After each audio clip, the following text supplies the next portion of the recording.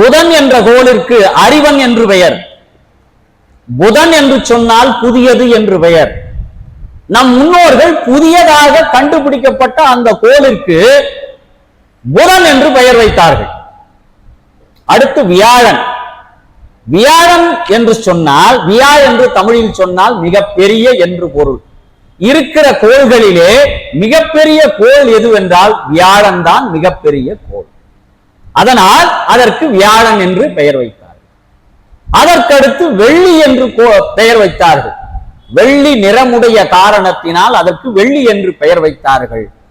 சனி கோளுக்கு கருமை நிறமாக இருப்பதினால் அதற்கு காரிக்கோள் என்று பெயர் வைத்தார்கள்.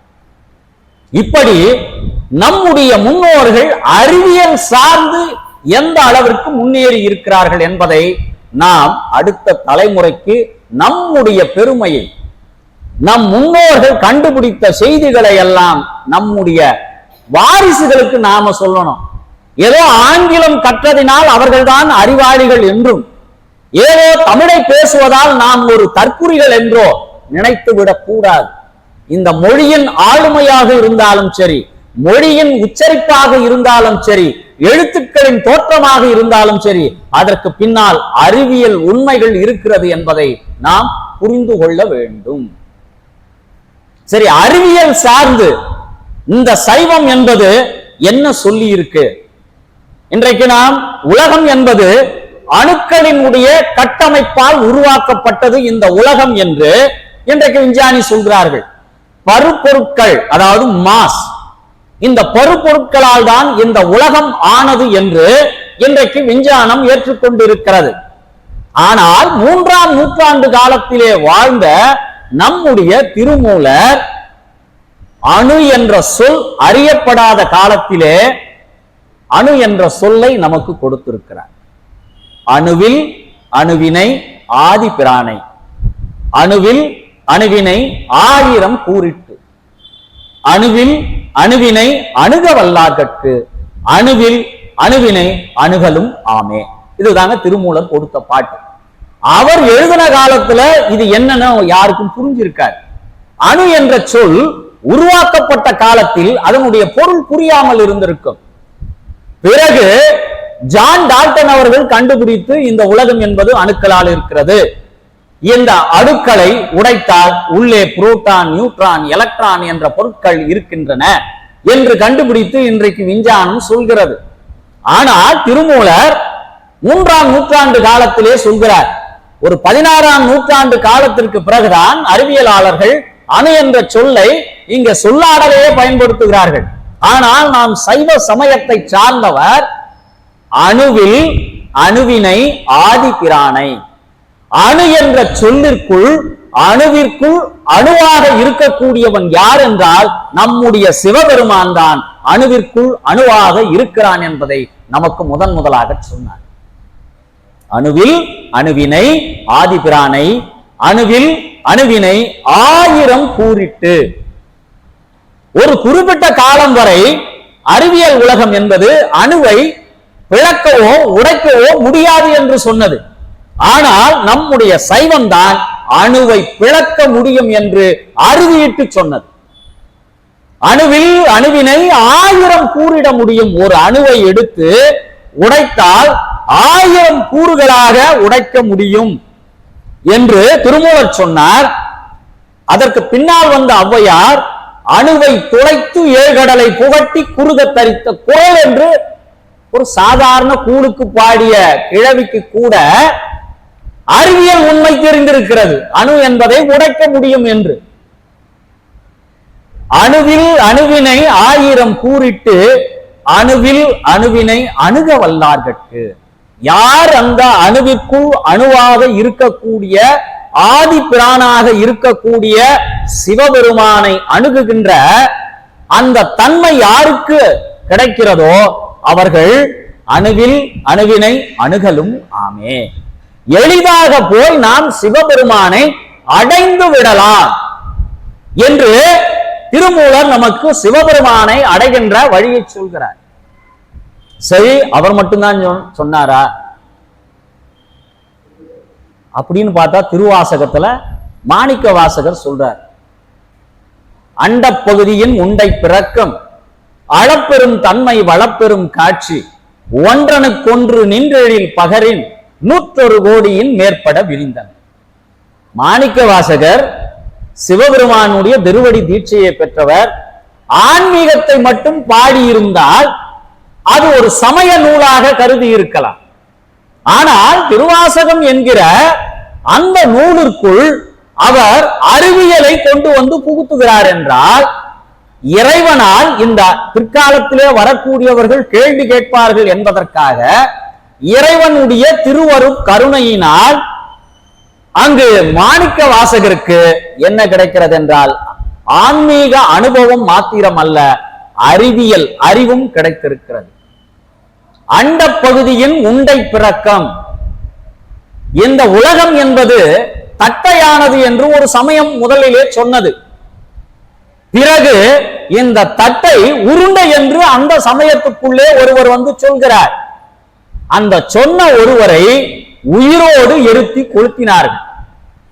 சமயத்திற்கு எதிராக, வேதங்களுக்கு எதிராக ஒருவர் அறிவியல் பூர்வமான கருத்தை சொன்னதினால் ஜியார்டனோ புருனோ என்ற ஒரு அறிவியலாளரை சமய பீடாதிபதிகள் சேர்ந்து இவர் மதங்களுக்கு எதிராக பேசுகிறார் என்று சொல்லி அவரை உயிரோடு எரித்து கொளுத்தினார்கள். பின்னால் கலீலியோ வந்த பிறகுதான் தொலைநோக்கு கருவிகள் மூலமாக அவர் கண்டறிந்து உலகம் என்பது உருண்டையாகத்தான் இருக்கிறது என்று சொன்ன பிறகு எரிந்து போன மனிதருக்காக மன்னிப்பு கேட்டது மதபீடங்கள். ஆனால் நம்முடைய சைவம் என்பது வெறும் ஆன்மீகம் மாத்திரம் அல்ல, ஆன்மீகத்தோடு அறிவியலும் சேர்ந்து இயங்குகின்ற சமயம் உலகத்திலே நம்முடைய சைவம் ஒன்றுதான். அந்த பாடலிலே முதல் வரி சொல்றார், அண்ட பகுதியின் உண்டை பிறக்கம். இந்த உலகம் என்பது உருண்டையாக இருக்கிறது என்று திருவாத ஊரர் என்று சொல்லப்படுகிறவர் திருப்புறந்துறையிலே நின்று கொண்டு இந்த உலகம் உருண்டையாதான் இருக்குதுன்னு சொல்றார். நமக்கு அளப்பெரும் தன்மை வளப்பெரும் காட்சி. இந்த உலகம் என்பது பல வளங்களால் நிறைக்கப்பட்டு இந்த மனிதர்கள் வாழ்வதற்குரிய அத்தனை சூழல்களும், மலைகளும் நதிகளும் கடல்களும் வனங்களும் நமக்கு இறைவன் கொடுத்திருக்கிறான். அளப்பெரும் தன்மை வளப்பெரும் காட்சி ஒன்றனுக்கொன்று நின்றெழில் பகரின் 101 கோடியின் மேற்பட விரிந்தன சொல்றார். மொத்த உலகங்கள் எவ்வளவு இருக்குன்னு திருப்பெருந்துறையில் நின்று கொண்ட மாணிக்க வாசகர் 101 கோடிக்கு மேலே இந்த உலகங்கள் இருக்கிறது என்று அவர் சொல்கிறார். பின்னால் வந்த ஐன்ஸ்டீன் சொல்றாரு 101 கோடிக்கு மேலதாங்க உலகம் இருக்குதுன்னு சொல்றார். ஆக நம்முடைய சைவம் வெறும் சிவபெருமானினுடைய பெருமைகளை மட்டும் எடுத்து சொல்வதற்காக மாத்திரம் அல்ல, அறிவியல் உண்மைகளையும் சேர்த்து சொல்வதற்காகத்தான் நம்முடைய சமயம் இருக்கிறது. அதோடு மட்டும்தானா? வெறும் அறிவியல் உண்மைகளை மட்டும்தான் நம்முடைய சமயம் சொல்கிறதா? மருத்துவத்தை பற்றி ஏதாவது சொல்கிறதா? அதே திருமூலர் பாடுகிறார், மாதா உதரம் மலமிகில் மந்தனா. அதாவது ஒரு ஆண் பெண் சேர்க்கை நடக்கின்ற பொழுது ஒரு தாயினுடைய வயிற்றிலே உதரத்திற்கும் உதிரத்திற்கும் வித்தியாசம் உண்டு. உதரம் என்றால் வயிறு, உதிரம் என்றால் ரத்தம். அந்த கொம்பை மாத்தி போட்டோம்னாவே பொருளே மாறிடும்.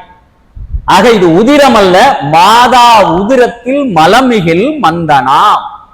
ஒரு ஆண் பெண் சேர்க்கையின் போது ஒரு தாயினுடைய வயிற்றிலே மலம் இருந்தால் ஒரு பெரிய ஒரு டாக்டருங்க பண்ண வேண்டிய, PhD பண்ண வேண்டிய, ரிசர்ச் அண்ட் டெவலப்மெண்ட்ல சொல்ல வேண்டிய ஒரு கருத்தை இறைவனுடைய அருளால் திருமூலர் நமக்கு சொல்றார். மாதா உதரம் மலமிகில் மந்தனா. அந்த பிறக்கின்ற குழந்தை மூளை வளர்ச்சியற்று பிறக்கும். இன்றைக்கு நிறைய குழந்தைகளை பார்த்தீங்கன்னா ஆட்டிசம் என்ற ஒரு நோயினால் பாதிக்கப்பட்ட குழந்தைகளாக இருக்கும். ஒரு பக்கம் பார்த்தீங்கன்னா வாயிலிருந்து நீர் ஒழுகி கொண்டிருக்கும். இப்படிப்பட்ட குழந்தைகள் பிறப்பதற்கு எது காரணமாக இருக்கிறது என்று ஒரு புறத்திலே சமயம் முன்வினை பயன் அந்த குழந்தையினுடைய நல்வினை தீவினை பயன் பொருட்டு நடக்கும் என்றும் சொல்லும். ஆனால் மருத்துவ ரீதியாக சொல்கிறது, இந்த நேரத்தில் இந்த வயிற்றிலே மலம் இருந்தால் பிறக்கின்ற குழந்தை மூளை வளர்ச்சியற்று பிறக்கும். மாதா உதரம் மலமிகில் மந்தனாம், மாதா உதரம் சலமிகில் மூங்கையாம். அதாவது அந்த பெண்ணினுடைய வயிற்றிலே சிறுநீரானது தேங்கி இருந்தால் பிறக்கின்ற குழந்தை ஓமையாக பிறக்கும். எவ்வளவு அனுபவபூர்வமாக அதை கண்டறிந்து திருமூலர் சொல்றார் பாருங்க. அடுத்த வரியில் சொல்றார், மாதா உதரம் இரண்டும் ஒக்கில் குருடாம். பிறக்கின்ற பொழுது அந்த குழந்தைக்கு கண் பார்வை இல்லை என்றால் அந்த தாயினுடைய வயிற்றிலே மலமும் சலமும் அதிகமாக இருந்தால் பிறக்கின்ற குழந்தை என்பது என்னவாக பிறக்கும் என்றால் குருடாக பிறக்கும். மாதா உதரத்தில் வந்த குழவிக்கே. ஒரு குழந்தையினுடைய பிறப்பை எவ்வளவு அழகாக நம் சமயம் சொல்கிறது. ஏதோ காலையில் எழுந்தவுடன் நாம் திருநீர் அணிந்து கொண்டு கோயிலுக்கு சென்று வழிபாடு நடத்திவிட்டு நம் வாழ்க்கையிலே இருக்கின்ற பிரச்சனைகளாம் பட்டியல் போட்டு எனக்கு நீ காப்பாற்றுவாய் என்று வேண்டுவது மட்டும் வழிபாடல்ல. நம் சமயத்திற்குள் இருக்கின்ற அறிவியல் பூர்வமான உண்மைகள் எல்லாம் என்னென்ன இருக்கிறது என்பதை நாம் அறிஞ்சுக்கணும். மற்ற தெய்வங்களுக்குரிய கோயில்கள் எல்லாம் ஆகம விதிப்படி அமைப்பது இல்லை. ஆனால் சிவனுக்கு ஆலயம் அமைக்கின்ற பொழுது என்ன பண்றோம்னா சிவ ஆகமத்தின் அடிப்படையில் தான் ஆலயத்தை அமைக்கிறோம். ஏனென்றால் ஒரு வரையறைக்குள் தான் சிவனுடைய ஆலயம் என்பது அமைக்கப்பட வேண்டும். அடுத்து ஒரு சந்தேகம் நமக்குள்ள இருக்கிறது, நம்ம வீட்டிற்குள்ள சிவனை வைத்து வழிபடலாமா என்ற ஒரு கேள்வி எல்லாருக்குள்ளயும் இருக்குது. வீட்டுக்குள்ள எல்லா தெய்வங்களும் இருக்கும், சிவனை வழிபட்டா நம்ம வாழ்க்கையில துன்பம் வரும், அவர் சுடுகாட்டில் இருக்கக்கூடிய தெய்வம் இல்லையா அப்படின்ற ஒரு எண்ணம் பொதுவாக சைவர்களுடைய மனதில் கூட மேலோங்கி இருக்கிறது. சிவனை வழிபடுவது என்பது நாம் உளமாற வழிபடுகின்ற பொழுது மற்ற தெய்வங்களை விட நமக்கு வாழ்வில் துன்பங்கள் ஏற்படுகின்ற பொழுதெல்லாம் நம் கூடவே உறுதுணையாக வருபவன் யார் என்றால் சிவபெருமான் ஒருவன் தான். நமக்கு என்ன சொல்லி புரிய வச்சுட்டாங்கன்னா, சிவபெருமான் என்பவன் சுடுகாட்டு கடவுள். சுடுகாட்டில் இருக்கிறவனுக்கு பேரு ருத்ரன். அது வடநாட்டினுடைய கலப்பின் காரணமாக என்ன ஆகி போச்சுன்னா, காசியில இறந்து போனவங்க எல்லாம் அந்த கரையில எரிக்கிறதுனால அங்க இருக்கக்கூடிய அகோரிகள் வழிபடக்கூடிய ருத்ரன் என்ற தெய்வத்தை வழிபடுவதனால அந்த ருத்ரனும் சிவனும் ஒண்ணு நினைச்சிட்டு வீட்டுக்குள்ள சிவ வழிபாட்டை நாம் வைப்பதற்கு ரொம்ப ரொம்ப யோசிக்கிறோம். எல்லோரும் சிவனை, அதாவது உமையொரு பாகனாக இருக்கக்கூடிய சிவனுடைய படத்தை வீட்டில் வைத்து வழிபடலாம், யாதொரு குறைவும் நமக்கு கிடையாது. அடுத்து இந்த வழிபாட்டு முறை. இப்போ சைவத்திற்குள் இருப்பவர்களிடம் ஏதாவது பாகுபாடு இருக்கிறதா? இவர்கள் தான் சிவ வழிபாட்டை நடத்த வேண்டும், இவர்களெல்லாம் சிவ வழிபாட்டை நடத்தக்கூடாது என்ற ஒரு முறை இருக்கிறதா என்று பார்த்தால் அந்த கேள்விக்குரிய பதிலை நமக்கு திருநாவுக்கரசு பெருமான் சொல்றார். சங்கநிதி பதுமநிதி என இரண்டும் தந்து தரணியோடு வானாழ தருவையரானும் மங்குவார் அவர் செல்வம் மதிப்போமல்லும் அங்கமெல்லாம் குறைந்து அழுகு தொழு நோயராய், அங்கமெல்லாம் குறைந்து அழுகு தொழு நோயராய் கங்கைவார் சடை கறந்தார்க்கு அன்பராகில், கங்கைவார் சடை கறந்தார்க்கு அன்பராகில் ஆவுரித்து தின்றுழலும் புலையரேனும் நான் கண்டீர் நான் வணங்கும் கடவுளாரே. இந்த வழிபாட்டுல திருநாவுக்கரசு பெருமான் நமக்கு அடையாளம் காட்டார் சைவ வழிபாட்டினுடைய அடிப்படை தத்துவம். சங்கநிதி பதுமநிதி என இரண்டும் தந்து முதல் வரியில சொல்றார். எனக்கு என்னென்ன கொடுக்குறீங்கன்னா, சிவபெருமானுடைய அந்த பொக்கிஷமாக இருக்கக்கூடிய நவ நிதியங்கள் 9 நிதியங்களுக்கு கருவூல அதிகாரியாகவும் இருக்கக்கூடியவர் யார் என்றால் குபேரன்.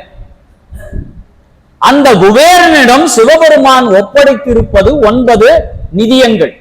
அந்த நிதியங்களிலே மிகப்பெரிய நிதியம் எதுவென்றால் சங்க நிதி, பதும நிதி. இந்த இரண்டும் தான் உயர்ந்தபட்ச செல்வம். அந்த உயர்ந்தபட்ச செல்வத்தையே சங்க நிதி, பதும நிதி என இரண்டும் தந்து இவ்வளவுத்தையும் எனக்கு கொடுங்க, தரணியோடு வானாள தருவாரேனும், இந்த உலகத்திற்கு நீதாம்பா தலைவன் அப்படின்ற ஒரு பதவி எனக்கு தந்தால் கூட தரணியோடு வானாள தருவாரேனும் மங்குவார் அவர் செல்வம் மதிப்போம் அல்லோ. அப்படி கொடுக்கிறவன் எவ்வளவு பெரிய பணக்காரனாக இருந்தாலும் சரி, அவன் செல்வத்தை நான் மதிக்க மாட்டேன். அங்கமெல்லாம் குறைந்து அழுகு தொழு நோயராய் ஆவுரித்து தின்றுடலும் புலையரேனும் கங்கைவார் சடை கறந்தார்க்கு அன்பராகி. அதாவது பசுவின் உடைய தோலை உரித்து மாமிசம் உண்பவனாக இருந்தாலும் ஆவுரித்து தின்று உழலும் புலையரேனும் அவர் யாரா இருக்கணும்? அவன் எந்த, அதுக்குதான் முதல்ல சொன்ன அசைவம் உண்பதினால் நான் சிவனடியார் இல்லையா என்ற ஒரு கேள்வி இருக்கலாம்.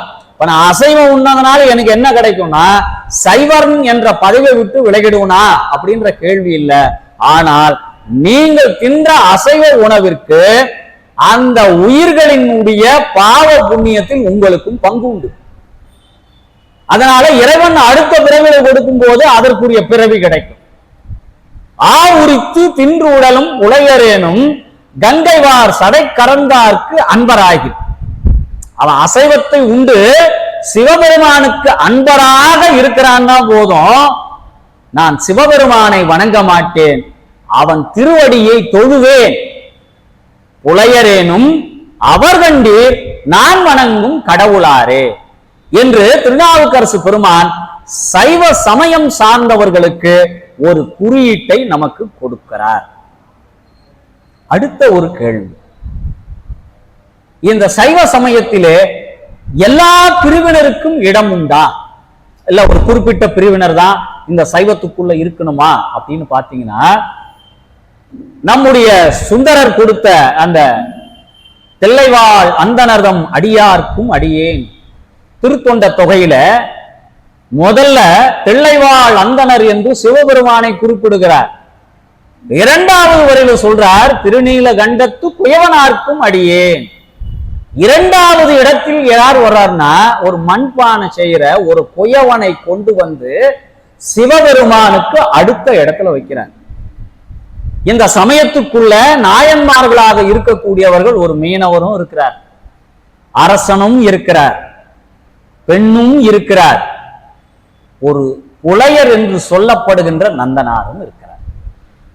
ஆக இந்த அத்தனை பேருக்கும் இடம், நீங்க சிவாலயத்துல போனீங்கன்னா அந்த 63 நாயன்மார்களை வரிசையில் பார்த்தீங்கன்னா அங்க எந்த விதமான வேதங்களும் இல்லாமல் வரிசையாக ஒரு சமூக நீதியை, காரைக்கால் அம்மையாருக்கு மாத்திரம்தான் தன்னுடைய திருவடிக்கு கீழே உட்காருகின்ற அனுமதியை சிவபெருமான் கொடுத்திருக்கிறார்.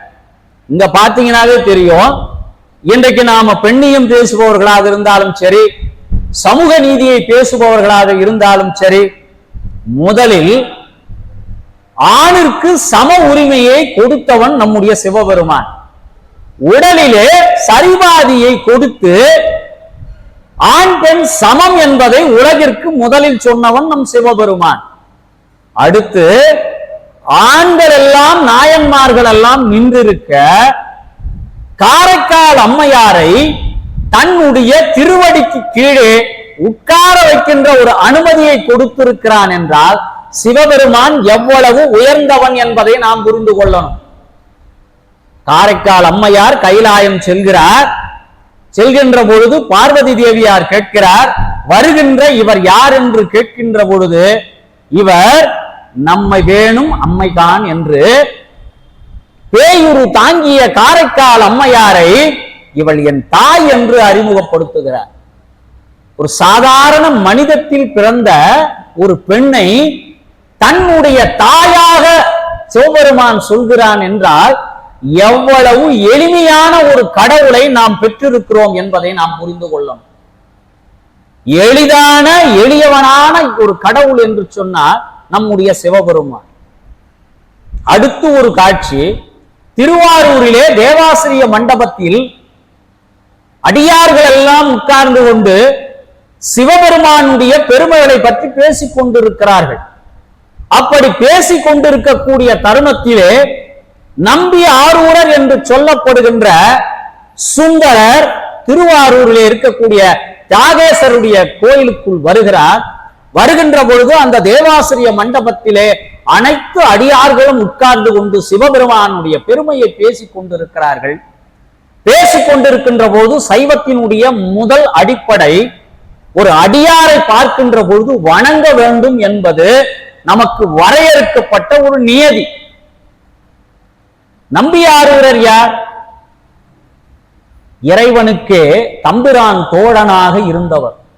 கைலாயத்திலே திருநீற்று பேழையை வைத்துக் கொண்டிருந்த சுந்தரர் தான் இந்த மண்ணிலே தான் செய்த வினையின் பொருட்டு இங்கே ஒரு மனிதனாக வந்து அவதாரம் செய்கிறார். அவருக்கு நம்பிய ஆரூரர் என்று பெயர். இப்ப இவரு உள்ள போறார் கோயிலுக்குள்ள. சைவம் வகுத்திருக்கக்கூடிய முதல் நெறிமுறையை அவர் மீறுகிறார். காரணம் தவறு அவருடையதல்ல, அங்கு சிவபெருமானுடைய பெருமைகளை பேசிக் கொண்டிருக்கக்கூடிய ஒரு இடத்திலே போய் நாம் அவர்களுக்கு இடையூறு செய்யக்கூடாது என்பதற்காக இவர் என்ன பண்றார்னா, நேரடியாக சிவபெருமானை வணங்குவதற்காக, தியாகேசரை வணங்குவதற்காக உள்ள போயிடுறார். அப்பொழுது அங்கே அந்த அடியார்களில் ஒரு தலைமை பீடத்திலே இருக்கக்கூடிய விரன் மீண்டர், அவருடைய பூர்வீகம் கேரளா, தமிழ்நாடு கிடையாது. அன்றைக்கு கேரளா தமிழகத்தோடு இணைந்திருந்த காலத்தில் அந்த விரண்மீண்டர் என்பவர் சிவபெருமானுடைய பெருமைகளை பேசிக் கொண்டிருக்கிறார். அடியார்கள் எல்லாம் உட்கார்ந்து கேட்டுக் கொண்டிருக்கிறார்கள். அப்போ பக்கத்தில் இருந்த ஒருத்தன் என்ன பண்ணா, சுந்தரரை பார்த்துட்டான். சைவத்தின் அடிப்படை என்ன? வந்தவுடனே அடியாருக்கு வணக்கம் செலுத்துவது. இப்படி வணக்கம் செலுத்தாம சுந்தரர் தியாகேச பெருமானை வணங்குவதற்கு உள்ள போயிட்டாரு. இந்த விரண்மீண்டர் கிட்ட அவன் சொல்றான், ஐயா, நாமெல்லாம் இந்த சிவபெருமானுடைய பெருமைகளை பேசிட்டு இருக்கோம். அந்த நம்பிய ஆரூரர் பாருங்க, நம்ம அடியாருக்கெல்லாம் வணக்கம் செலுத்தாம நேரா சிவபெருமான வணங்குறதுக்கு போயிட்டாரு. உடனே விரண்மீண்டருக்கு கோபம் வந்துடும். அப்படியா? தம்பிரான் தோழனாக இருந்தால் என்ன, சிவபெருமானுடைய அடியாராக இருந்தால் என்ன? அடியாருக்கு வணக்கம் செலுத்தாத ஒருவரை சமயத்தை விட்டு நீக்கிட்டார்.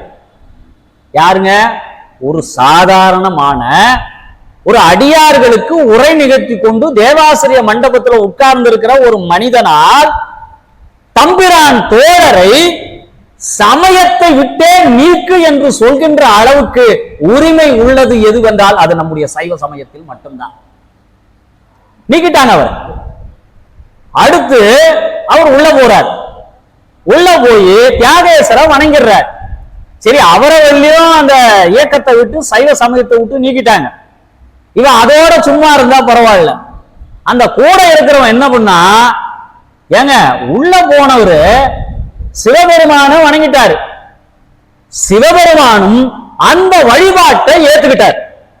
அப்ப என்ன பண்ணலாம்? எது? சைவ சமயத்தினுடைய தலைமகனாக இருக்கக்கூடிய தலைவனை பார்த்து வணக்கம் செலுத்தாத ஒருவர் கொடுத்த வழிபாட்டை அவர் ஏற்றுக்கொண்டு விட்டார். அப்ப என்ன பண்ணலாம்? ஒரு தொண்டன் தலைவனுக்கு என்ன தண்டனை கொடுக்கிறதுன்னு கேட்கிறான். இது ஒரு அரசியல் இயக்கத்தில் நடக்க முடியுமா? ஆனால் இந்த அதிசயம் நம் சைவ சமயத்திலே நடந்தது. அதுதான் சைவ சமயத்திற்கு மேல் வேறு சமயம் இல்லை என்று சொல்வதற்கான அடிப்படை காரணம்.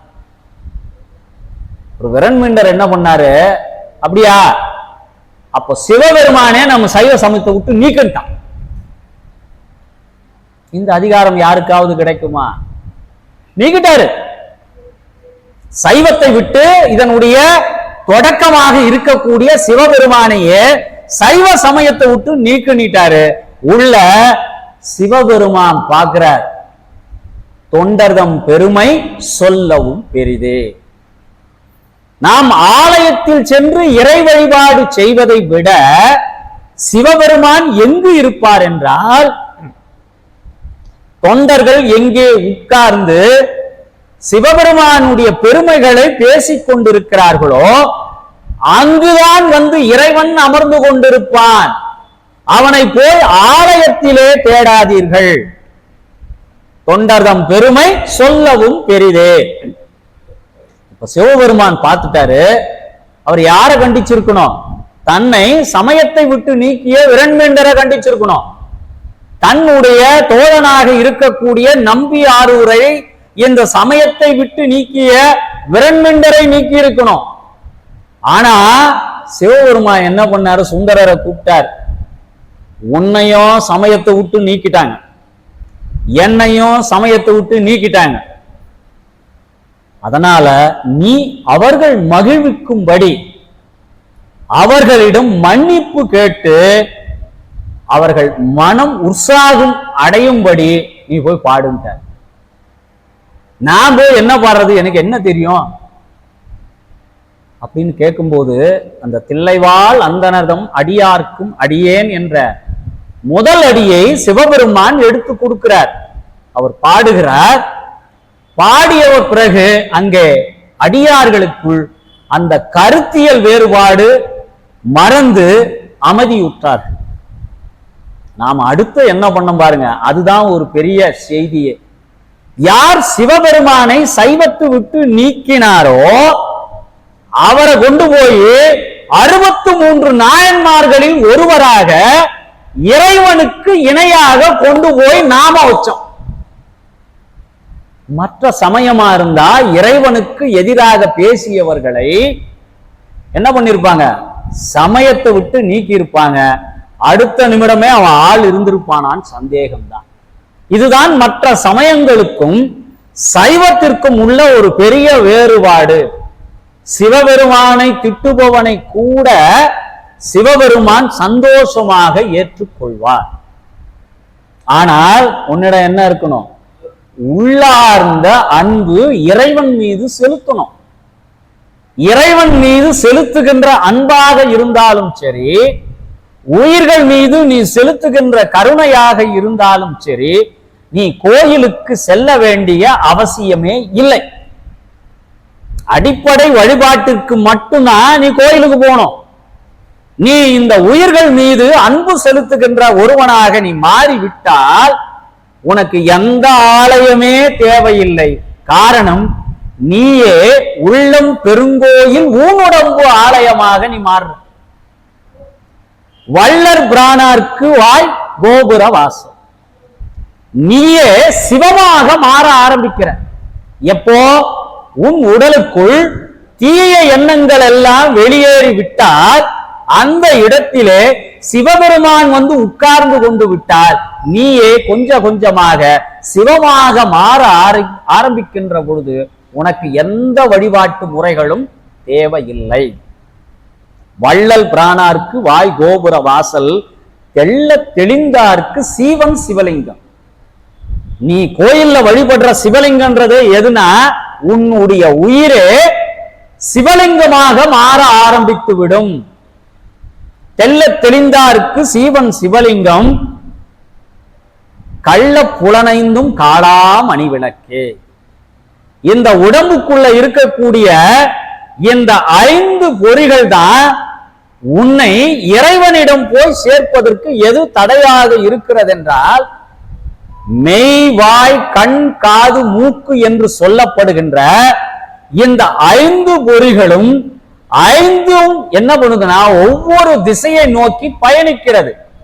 பயணிக்கின்ற பொழுது என்ன ஆகுதுன்னா, மனம் என்பது ஒரு கட்டுப்பாடான நிலைக்கு வராத காரணத்தினால் என்ன பண்ணுதுன்னா, கட்டுப்பாடு இல்லாத காரணத்தினால் இவர்களெல்லாம் திருடர்களாக மாறுறாங்க. யாரு? கண்ணா இருந்தாலும் சரி, காதா இருந்தாலும் சரி, மூக்கா இருந்தாலும் சரி, நாக்கா இருந்தாலும் சரி, இவை இறைநிலைக்கு எய்தாமல் திருடர்களாக மாறி விடுகின்ற போது இந்த பிறவியிலே இறைவனோடு சேருகின்ற ஒரு பாக்கியம் நமக்கு கிடைக்காமல் போகும்.